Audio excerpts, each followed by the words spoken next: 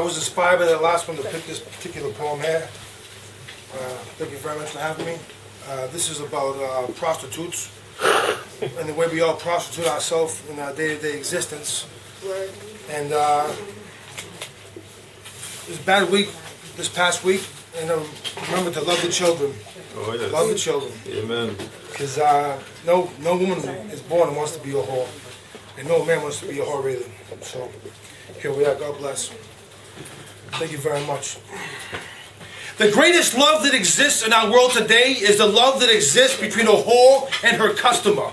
The whore, also known as the streetwalker, also known as the prostitute, also known as the lady of the night, also known as the woman of ill repute, also known as your sister. Just joking, but seriously, the whore and her customer. The customer, also known as the John, put it on and get it on, and somewhat similar to saying hello to the same cashier at the convenience store on the corner day after day. An extremely unselfish love that loses itself up and down the aisles. The perfect punch of her perfectly manicured fingernails, hitting the keys on the cash register. My change handed back to me with fingers that are all too well aware of gravity. 17 cents fall soft into the palm of my hand, and she smiles and saves the receipt.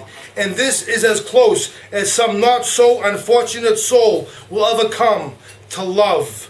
But better than being blind, to not see her smile, to see her dead red fingertips almost touch your wrist. Some may never kiss. Most will never nail their knee across her neck and piss in her mouth, like in that movie that is not quite a movie, as there is no story. But story is open wide to interpretation, and the critics must disagree. This is quite the story. Did you see Schindler's List? Did you see The English Patient? Did you see Gone with the Wind? Did you see Trains Parting? No, I didn't. Did you see the one where the fat middle-aged German dude nails his knee across the neck of the barely legal Filipino girl and pees in her mouth? I did. It sure changed my life. It moved me more than any movie I had ever seen before.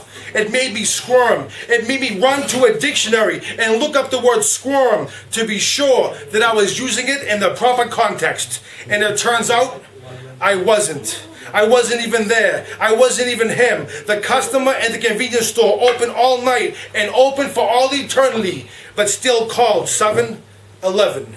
I'm contemplating yakisoba sandwiches at a family mart with no families, and thank God, because seeing a family at this very moment would be bad for my constitution.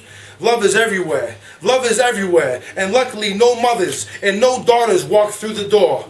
And I don't have to tell them that the love that exists between the two of them is of no less importance than the love that exists between a whore and her customer.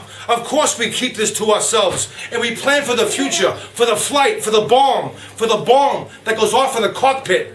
With those few seconds left to live, he's dying in a plane crash, and he's thanking God. Thank God, thank God, thank God that one of those dreams actually came true.